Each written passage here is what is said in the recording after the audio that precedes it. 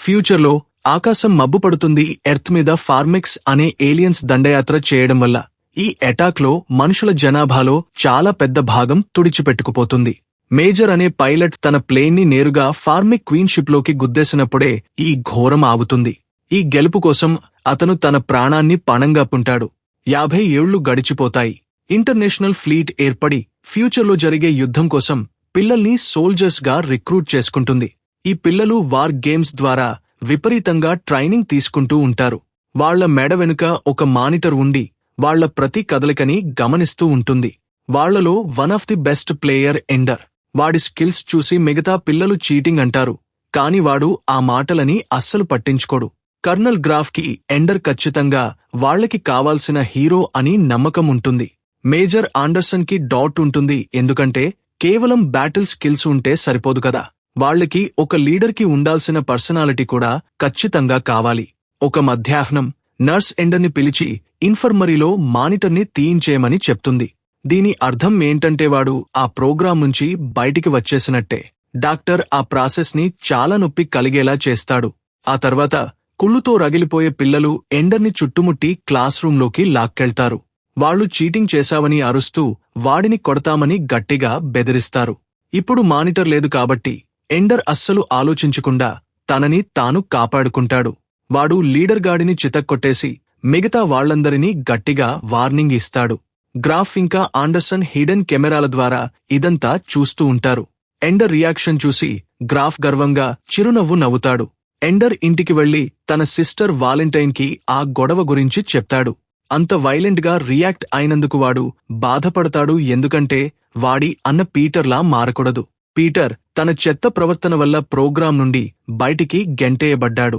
Valentine ఎండర్ని ఓదార్చడానికి try చేస్తుంది. Peter మధ్యలో వచ్చి ఎండర్ని కూడా గెంటేసినందుకు గొడవకి దిగుతాడు. అయినా సరే ఎండర్ అస్సలు రియాక్ట్ అవ్వడు. వాడు ఒంటరిగా మిగిలేంతవరకు తనని తాను రక్షించుకుంటూనే ఉంటాడు. తర్వాత డిన్నర్ టైంలో ఎండర్ పేరెంట్స్ సిగ్గుపడాల్సిన పని ఏమీ లేదని చెప్తారు. సడన్ గా గ్రాఫ్ ఇంకా ఆండర్సన్ వాళ్ల ఇంటి గుమ్మం దగ్గర ప్రత్యక్షమవుతారు. మానిటర్ తీసేయడం అనేది వాడు ఎలా ప్రవర్తిస్తాడో చూడటానికి పెట్టిన టెస్ట్ అని చెప్తారు. వాళ్లు వాడిని కొన్ని ప్రశ్నలు అడుగుతారు. అవతలి పిల్లాడిని కొట్టడం అనేది వ్యూహాత్మక నిర్ణయం కాబట్టి వాడు పాస్ అయ్యాడని కన్ఫర్మ్ చేస్తారు. జనాల్ని బాధపెట్టడం ఇష్టముండివాడు అలా గొడవ పడలేదు. ఫ్యూచర్లో వాళ్లు తనని ఇబ్బంది పెట్టకూడదని వాడు అలా చేశాడు. ఎండర్ తెలివి మేజర్ లాంటిదని గ్రాఫ్ చెప్పి మళ్లీ వెనక్కి రమ్మని అడుగుతాడు.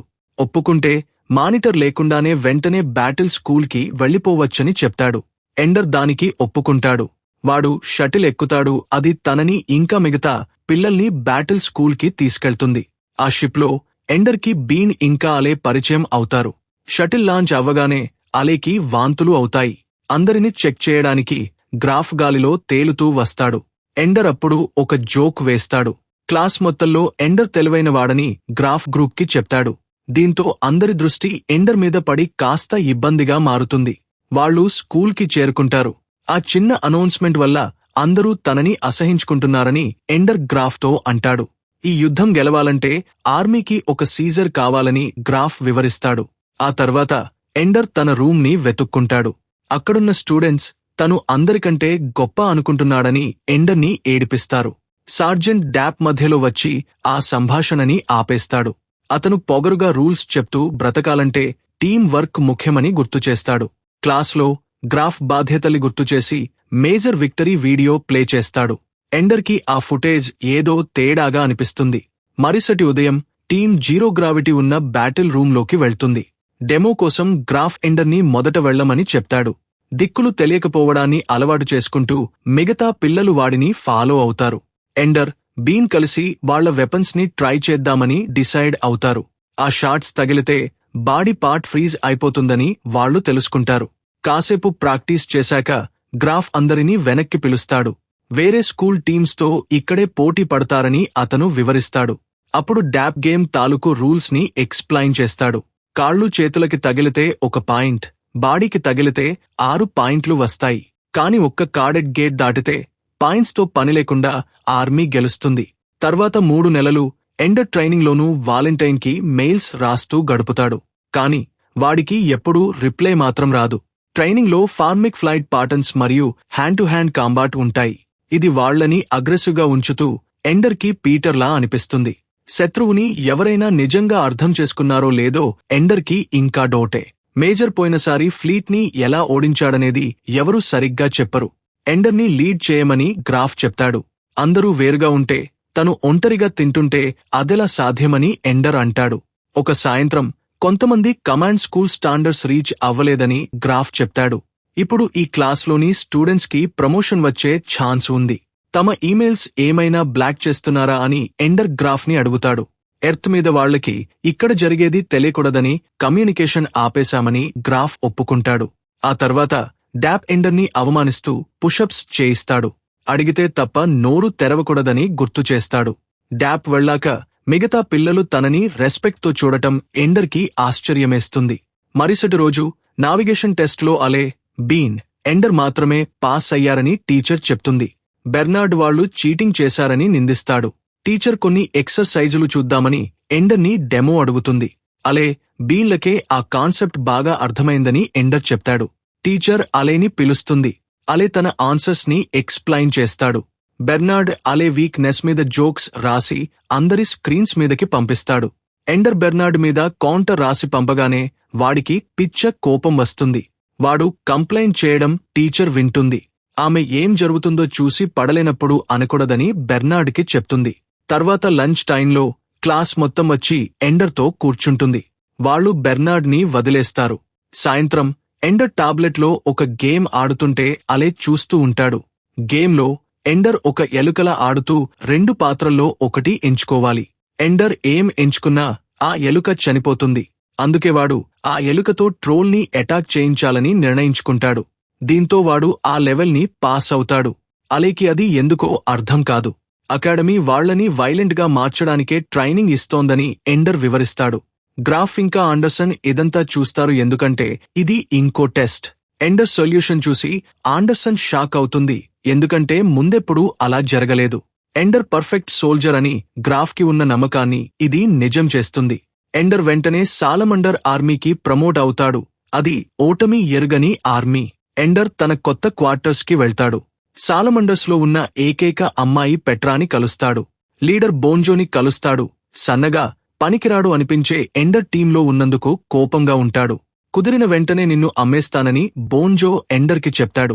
ప్రస్తుతానికి అడ్డురాకుండా ఉంటే చాలని కోరుకుంటాడు. మ్యాచ్ టైంలో బ్యాటిల్ రూంలో ఒక మూలన ఏమీ చేయకుండా కూర్చోవాలని బోన్జో అంటాడు. ఆ తర్వాత బ్యాటిల్ రూమ్ ప్రాక్టీస్ కోసం ఎప్పుడూ తెరిచే ఉంటుందని పెట్రా చెప్తుంది. వాడికి కావాలంటే ట్రైనింగ్లో హెల్ప్ చేస్తానని ఆమె అంటుంది. ఎండర్ దానికి ఒప్పుకుంటాడు. ఇద్దరూ బ్యాటిల్ రూమ్కి వెళ్తే పెట్రా షూటింగ్లో కొన్ని ట్రిక్స్ నేర్పిస్తుంది. వాళ్లు కలిసి రూమ్కి రావడం బోన్జో చూస్తాడు. వాడు కోపంతో అసలు ప్రాక్టీస్ చేయడానికి వీల్లేదని ఎండర్తో చెప్తాడు. ఎండర్ వాడిని ప్రైవేట్గా మాట్లాడదామని అడుగుతాడు. ట్రైనింగ్లో ఆర్డర్స్ పాటిస్తాను కానీ ఫ్రీ టైంని కంట్రోల్ చేయొద్దని వివరిస్తాడు. అంతేకాదు, వదిలించుకోవాలంటే ఎండర్ ఇంప్రూవ్ అయితేనే అది త్వరగా జరుగుతుంది. ఎండర్ ఒక సింపుల్ డీల్ మాట్లాడతాడు. బోన్జో గెలిచినట్టు నటించి తర్వాత మనసు మార్చుకున్నానని ఎవరికైనా చెప్పొచ్చు. అలా తన రెస్పెక్ట్ నిలబడుతుంది. ఎండర్కి ఫ్రీ టైం దొరుకుతుంది. అతి తెలివి చూపిస్తున్నందుకు బోన్జో ఎండర్ని తిడతాడు. కాని మరుసటి ఉదయం ఎండర్ చెప్పినట్టే చేస్తాడు. కొన్నాళ్ల తర్వాత మొదటి మ్యాచ్ మొదలవుతుంది. మొదట బోన్జో అడిగినట్టే ఎండర్ మూలన కూర్చుంటాడు. అయితే వాళ్ల టీం ఓడిపోవడం మొదలవుతుంది. పెట్రాకి హెల్ప్ చేసి ప్లాన్ వేయడానికి ఎండర్ రంగంలోకి దిగుతాడు. ఫ్రీజ్ అయినట్టు నటిస్తుంటే పెట్రా ఎండర్ని తోస్తుంది. దీంతో 2 గన్స్ దొంగిలించి 1 మ్యాన్ షోతో ఎనిమీస్ ని ఆశ్చర్యపరిచి సాలమండర్స్ ని గెలిపిస్తాడు. గ్రాఫ్ ఇదంతా చూసి ఎండర్ ప్రతిభకి మురిసిపోతాడు. లంచ్లో ఎండర్ని ఆపినందుకు మిగతా వాళ్లు బోన్జోని అవమానిస్తారు. తర్వాత Ender, Petra hand to hand combat practice చేస్తారు. బోన్జో మధ్యలో వచ్చి ఎండర్ని గుద్దుతాడు. మళ్లీ ఎప్పుడైనా పిచ్చోడిని చేస్తే చంపేస్తానని బెదిరిస్తాడు. పడుకునే టైం అవుతుంది.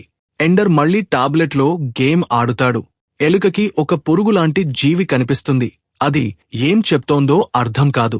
ఆ క్రియేచర్ సడన్ గా వాలెంటైన్లా మారిపోతుంది. అటాక్ జరుగుతుండటంతో ఆమె అక్కడి నుండి పారిపోవాల్సి వస్తుంది. ఆ ఎలుక వాలెంటైన్ ని ఫాలో అవుతూ కూలిన బిల్డింగ్ లోకి వెళ్తుంది.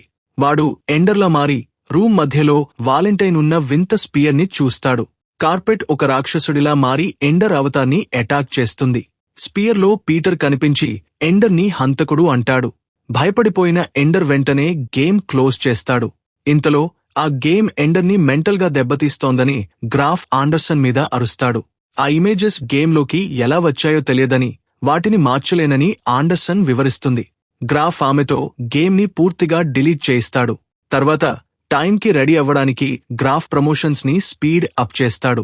ఎండర్ ని ఆఫీస్ కి పిలిచి డ్రాగన్ ఆర్మీకి కమాండర్ గా ఉంటావా అని అడుగుతాడు. గెలవలేకపోవడంతో 4 ఏళ్ల క్రితం ఆ పేరుని తీసేశారు. ఎండర్ లాంటి విచిత్రమైన వాళ్లతో ఒక టీంని తయారు చేసుకోవచ్చని గ్రాఫ్ అనుకుంటాడు. ఎండర్ ఒప్పుకుంటాడు. డాప్ ఎండర్ కి కొత్త క్వార్టర్స్ చూపించి ఫైనల్ గా రెస్పెక్ట్ ఇస్తాడు. ఎండర్ తన కొత్త టీంలో అలే, బీన్, బెర్నార్డ్లను కలుస్తాడు. టీం వర్క్ ముఖ్యం కాబట్టి రెస్పెక్ట్ ఇచ్చిపుచ్చుకుందాం, ఐడియాస్ ఉంటే చెప్పండి అని ఎండర్ అందరినీ ఆశ్చర్యపరుస్తాడు. అప్పటినుండి ఎండర్ తన టీంని కష్టపడి పనిచేయమని ప్రోత్సహిస్తాడు. వాడు బెర్నార్డ్ ని కూడా దారిలోకి తెచ్చుకుంటాడు. వాళ్లు త్వరలోనే టీం ర్యాంకింగ్ లో 3rd ప్లేస్ కి వస్తారు. ఏ టీం ముందుకెళ్తుందో డిసిషన్ కోసం పైవాళ్లు వెయిట్ చేస్తున్నారని ఆండర్సన్ గ్రాఫ్ కి గుర్తుచేస్తుంది. డ్రాగన్స్ ఇంకా 1st ప్లేస్ కి రానందుకు గ్రాఫ్ అసహించుకుంటాడు. దీన్ని సరిచేయడానికి గ్రాఫ్ ఎప్పుడు జరగని విధంగా 3 టాప్ టీమ్స్ మధ్య బ్యాటిల్ ప్లాన్ చేస్తాడు. ఆ టీంకి ఈ న్యూస్ సడన్ గా తెలుస్తుంది. హడావిడిగా రెడీ అవుతుండగా ఒకడికి కాలు బెనుకుతుంది. ఎండర్ వాడిని ఇన్ఫర్మరీకి పంపించి చిన్న టీంతోనే ఛాలెంజ్ కి రెడీ అవుతాడు. అదృష్టవశాత్తు గ్రాఫ్ రీప్లేస్మెంట్ గా పెట్రాని పంపిస్తాడు. గేట్ దగ్గర క్యాంపస్ ని లేపేయడానికి ఎండర్ పెట్రాని షీల్డ్ తో సహా పంపిస్తాడు. తర్వాత బీన్ కి తాడు కట్టి ఇన్ఫర్మేషన్ కోసం రూమ్ అంతా వెతికించుతాడు. ప్లాన్ వేయడానికి ఎండర్ కి కావాల్సినంత ఇన్ఫర్మేషన్ దొరుకుతుంది. టీం అంతా అలే చుట్టూ రక్షణగా ఏర్పడి ఎనిమి గేట్ వైపు నేరుగా వెళ్తారు. వాళ్లు గేమ్ గెలుస్తారు. గేమ్ అయ్యాక షవర్స్ దగ్గర బోన్జో ఎండర్ దగ్గరికి వస్తాడు. వాడు ఫైట్ కి రమ్మని పిలుస్తాడు. ఎండర్ కి ఇష్టం లేకపోయినా వేరే దారి లేక సెల్ఫ్ డిఫెన్స్ చేసుకుంటాడు. వాడు పొరపాటున బోన్జోని గట్టిగా నెట్టడంతో తల నేలకి బలంగా తగులుతుంది. కదలికలేని బోన్జోని సర్జరీ కోసం వెంటనే ఇన్ఫర్మరీకి తీసుకెళ్తారు. ఆండర్సన్, పెట్రా ఎండర్ ని ఓదార్చడానికి చూస్తారు. ఎండర్తో ఒంటరిగా మాట్లాడటానికి గ్రాఫ్ వాళ్లని ఆపుతాడు. బోన్జో బ్రతుకుతాడని వాడు ఒట్టువేస్తాడు. ఎండర్ వాడిని నమ్మడు. రికవరీ కోసం బోన్జోని ఎర్త్ కి పంపేస్తామని గ్రాఫ్ ఒప్పుకుంటాడు. ఎండర్ కూడా వాడితో వెళ్లి సిస్టర్ని చూడాలనుకుంటాడు. గ్రాఫ్ సెలవు ఇవ్వనన్నందుకు ఎండర్ మానేస్తాడు. ఆ తర్వాత స్టూడెంట్స్ ని పిల్లల్లా చూడనందుకు ఆండర్సన్ గ్రాఫ్ ని నిలదీస్తుంది. మనుషులు బ్రతకాలంటే వాళ్లని సోల్జర్స్ లాగే చూడాలని గ్రాఫ్ గుర్తుచేస్తాడు. కొన్నాళ్ల తర్వాత ఎర్త్ మీద ఇంటికొచ్చిన వాలెంటైన్ కి గ్రాఫ్ కనిపిస్తాడు. అతను ఆమెని ఒక సాయం అడుగుతాడు. ఎండర్ మళ్లీ ఆర్మీలో చేరేలా చేయడానికి గ్రాఫ్ తనని వాడుకుంటున్నాడని వాలెంటైన్ కి తెలుసు. ఎండర్ ప్రాణాలు కాపాడాలనేదే తన కోరిక అని గ్రాఫ్ సింపుల్ గా చెప్తాడు. అప్పుడు గ్రాఫ్ వాలెంటైన్ ని ఎండర్ దగ్గరికి తీసుకెళ్తాడు. ప్రైవేట్ గా మాట్లాడుకోవడానికి ఎండర్ ఆమెని బోట్ రైడ్ కి తీసుకెళ్తాడు. శత్రువుని అర్థం చేసుకోవాలంటే ప్రేమించాలి, కాని ప్రాణాలు తీయాల్సి వస్తోందని ఎండర్ బాధపడతాడు. బోన్జోని కొట్టడం సెల్ఫ్ డిఫెన్స్ మాత్రమే అని వాలెంటైన్ గుర్తుచేస్తుంది. గ్రాఫ్ అనుకున్నట్టు మళ్లీ జాయిన్ అవ్వమని నిన్ను ఒప్పించనని ఆమె చెప్తుంది. కాని ఎండర్ భయపడే ఇక్కడ ఉన్నాడని ఆమె అనుకుంటుంది. ఇక్కడ ఎప్పటికీ దాక్కోలేవని, నువ్వు ట్రై చేయకపోతే అంతా నాశనం అవుతుందని చెప్తుంది. గ్రాఫ్ మెయిల్స్ బ్లాక్ చేయకపోతేనే మళ్లీ ఆర్మీకి వస్తానని ఎండర్ ఒప్పుకుంటాడు. బ్యాటిల్ స్కూల్ కి కాకుండా ఎండర్ ని ఫార్మిక్ ప్లానెట్ దగ్గరున్న కమాండ్ బేస్ కి తీసుకెళ్తారు. ఫైనల్ టెస్ట్ ట్రైనింగ్ కి వాడు అర్హత సాధించాడు. అంతా బావుంటే ఎండర్ మొత్తం ఇన్వేషన్ ఫ్లీట్ కి కమాండ్ చేస్తాడు. ఈ బేస్ ఒకప్పుడు ఫార్మిక్స్ ది. 30 ఏళ్ల క్రితం మనుషులు వాళ్లని తరిమేశారు. ఫార్మిక్స్ వాళ్ల ప్లానెట్లోనే ఉన్నప్పుడు మనం ఎందుకు అటాక్ చేస్తూ ఉండాలో ఎండర్ కి అర్థం కాదు. ఫ్యూచర్లో వాళ్లు మళ్లీ అటాక్ చేయకుండా ఆపడానికే అని గ్రాఫ్ వివరిస్తాడు. కొన్ని నెలల క్రితం ఎండర్ ఆ స్టూడెంట్స్ ని కొట్టింది కూడా అందుకే కదా. డాప్ ఎండర్ కి కొత్త రూమ్ చూపిస్తాడు. అందులో ఎమర్జెన్సీ కోసం ఆక్సిజన్ ట్యాంక్ కూడా ఉంటుంది. మరుసటి ఉదయం టాటూలు ఉన్న ఒక వింత మనిషిని చూసి ఎండర్ ఉలిక్కపడతాడు. ఆ మనిషి ఎండర్ మీదకి దూకి ఎవరిని నమ్మొద్దని, టీచర్స్ ని కూడా నమ్మొద్దని చెప్తాడు. ఆ మనిషి ఎవరో కాదు మేజరే, అతను ఇంకా చనిపోలేదు. తనని ఇబ్బంది పెడుతున్న విషయం గురించి ఎండర్ మాట్లాడతాడు. మేజర్ విక్టరీ వీడియోలో క్యారియర్ని పేల్చేశాక ఫుటేజ్ ఎందుకు కట్ చేస్తారో వాడికి అర్థం కాదు. మేజర్ ఎండర్కి రికార్డింగ్ మొత్తం చూపిస్తాడు. మెయిన్ క్యారియర్ పేలిపోగానే మిగతా ఫార్మిక్ షిప్స్ అటాక్ ఆపేసి ఆకాశం నుండి రాలిపడతాయి. ఫార్మిక్స్ ని చీమలతో ఎందుకు పోల్చుతారో మేజర్ వివరిస్తాడు. అవి కూడా రాణి మీద ఆధారపడతాయి. క్వీన్ గనకపోతే మిగతావి సొంతంగా ఆలోచించలేక చనిపోతాయి. మేజర్ క్వీన్ షిప్ నే పేల్చాడా లేదా అని డాట్ ఉండటం వల్లే ఈ విషయం దాచారు. అంటే వాళ్లు ఆ స్ట్రాటజీని పూర్తిగా నమ్ముకోలేరు. కాని ఫార్మిక్స్ ఫ్లీట్ మళ్లీ కట్టారంటే ఖచ్చితంగా ఇంకో క్వీన్ వాళ్ల ప్లానెట్లో ఉండి ఉంటుంది. వాళ్లు నీళ్ల కోసమే అక్కడి నుండి బయటికి వచ్చారు. తర్వాత ట్రైనింగ్ సిమ్యులేషన్స్ లో హెల్ప్ చేసే టీంని కలవడానికి మేజర్ ఎండర్ని తీసుకెళ్తాడు. అందులో బెర్నార్డ్, బీన్, పెట్రా, అలే ఉంటారు. ఫార్మిక్స్ మిలిటరీ పవర్ ఎంత భయంకరంగా పెరుగుతోందో మేజర్ టీంకి చూపిస్తాడు. వాళ్లు బయటికి రాకుండా ఉండాలంటే మనమే ముందు అటాక్ చేయాలని, అది ఎండర్కి నచ్చకపోయినా తప్పదని అంటారు. రియల్ బ్యాటిల్స్ లా అనిపించే ఫోటోరియల్ సిమ్యులేషన్స్ తో ట్రైనింగ్ స్టార్ట్ అవుతుంది. ఎండర్ స్ట్రాటజీ మొత్తం కమాండ్ చేస్తూ తన టీమ్మేట్స్ కి పాస్ చేస్తాడు. వాళ్లు ఒక్కొక్కరు డ్రోన్స్ తో ఫామ్ అయిన బ్యాటిల్ గ్రూప్ ని కమాండ్ చేస్తారు. అన్నిటికంటే ముఖ్య మాలిక్యులర్ బాంబ్స్ ని ముక్కలు చేసే MD-500 వెపన్ ని కాపాడటం. దాన్ని ఫైర్ చేయడానికి పెట్రాకి ట్రైనింగ్ ఇస్తారు. మొదటి కొన్ని సిమ్యులేషన్స్ లో ఎండర్ ఇంకా టీం ఈజీగా గెలిచేస్తారు. వాళ్లు వరుసపెట్టి విజయాలు సాధిస్తారు. కాని సిమ్యులేషన్స్ ఇంకా కష్టంగా, రియల్ గా మారుతూ ఉంటాయి. కొన్ని నెలల విపరీతమైన ప్రెజర్ తర్వాత ఎండర్ తన మొదటి బ్యాటిల్ ఓడిపోతాడు. ఓడిపోయినందుకు మేజర్ ఎండర్ మీద గట్టిగా అరుస్తాడు. రిస్క్ తీసుకోకపోతే గెలవలేమని ఎండర్ వాదిస్తాడు. పెద్ద పిక్చర్ మీద ఫోకస్ పెట్టి చిన్న పనులని టీంకి వదిలేయాలని మేజర్ చెప్తాడు. మేజర్ గతంలో చాలా టీమ్స్ ని ట్రైన్ చేసినా అందరూ ఓడిపోయారని, అందుకే ఫ్రస్ట్రేషన్లో ఉన్నాడని గ్రాఫ్ వివరిస్తాడు. వేరే వాళ్లకి ట్రైనింగ్ ఇచ్చే టైం లేదు కాబట్టి ఎండరే లాస్ట్ ఆప్షన్. రేపు ఎండర్కి ఫైనల్ సిమ్యులేషన్ అనిపై ఆఫీసర్స్ డిసైడ్ చేస్తారు. గెలిస్తే రియల్ ఫ్లీట్ కి కమాండ్ చేస్తాడు. సాయంత్రం ఎండర్ పెట్రాతో ముచ్చట్లు పెడతాడు. యుద్ధానికి వెళ్లడం ఇష్టం లేదని, శత్రువులని అర్థం చేసుకోవడానికి మాట్లాడాలని ఉందని చెప్తాడు. ఫార్మిక్స్ బాడీస్ లో వోకల్ కార్డ్స్ ఉండవని స్టడీస్ లో తేలిందని పెట్రా గుర్తుచేస్తుంది. అయితే కనీసం తన ఆలోచనలు వాళ్లకి తెలిసేలా చేయాలని ఎండర్ కోరుకుంటాడు. మరుసటి ఉదయం ఎండర్ తన టీంతో ఫైనల్ సిమ్యులేషన్ కి రెడీ అవుతాడు. గ్రాఫ్, మేజర్ ఇంకా చాలామంది పెద్ద ఆఫీసర్స్ చూస్తూ ఉంటారు. ఈ సిమ్యులేషన్ ఫార్మిక్ హోమ్ ప్లానెట్ దగ్గర జరుగుతుంది. వాళ్లకి వెంటనే ఎనిమీ ఫ్లీట్ కనిపిస్తుంది. పెట్రా MD-500 ఫైర్ చేయడానికి వీలుగా అలేని అటాక్ చేయమని ఎండర్ ఆర్డర్ వేస్తాడు. కాని దీనివల్ల మిగతా ఫార్మిక్ ఫ్లీట్ అంతా ప్లానెట్ వదిలి వాళ్ల మీదకి వస్తుంది. MD-500 రీఛార్జ్ అవ్వడానికి టైం పడుతుంది కాబట్టి ఎండర్ బ్యాటిల్ రూమ్ స్ట్రాటజీని వాడతాడు. చిన్న షిప్స్ అన్నింటినీ మెయిన్ వెపన్ చుట్టూ షీల్డ్ లా పెడతాడు. తర్వాత పెట్రాని MD-500 తో ప్లానెట్ వైపు వెళ్లమంటాడు. అట్మాస్ఫియర్లోకి వెళ్లగానే షీల్డ్ కాలిపోతుంది కాబట్టి దారి క్లియర్ చేయడానికి బీన్ని డ్రోన్స్ పంపమని అడుగుతాడు. MD-500 రీఛార్జ్ అయి దగ్గరికి రాగానే ఎండర్ పెట్రాతో వెపన్ ఫైర్ చేయిస్తాడు. ఇది ప్లానెట్ మీద ఉన్న ప్రతి జీవరాశిని చంపేసి వాళ్లని గెలిపిస్తుంది. టీం ఆ గెలుపుని సెలబ్రేట్ చేసుకుంటుంది. ప్లానెట్ కాలిపోతున్న ఇమేజెస్ ఇంకా వస్తూనే ఉండటం చూసి ఎండర్ కంగారు పడతాడు. మనుషులని కాపాడినందుకు మేజర్, గ్రాఫ్ వచ్చి ఎండర్కి థాంక్స్ చెప్తారు. తీరా చూస్తే అది సిమ్యులేషన్ కాదని తెలుస్తుంది. అది నిజంగా జరిగిన యుద్ధం. ఎండర్ వెంటనే కుప్పకూలిపోతాడు. తన సోల్జర్స్ ని బలి ఇచ్చానని, ఒక జాతి మొత్తాన్ని నాశనం చేశానని రియలైజ్ అవుతాడు. 50 ఏళ్లలో వాళ్లు ఎర్త్కి తిరిగి రాలేదనే విషయం కూడా ఆలోచిస్తాడు. మిగతా వాళ్లు ఎండర్ని హీరో అంటారు. కాని తను మాత్రం కిల్లర్లా ఫీలవుతాడు.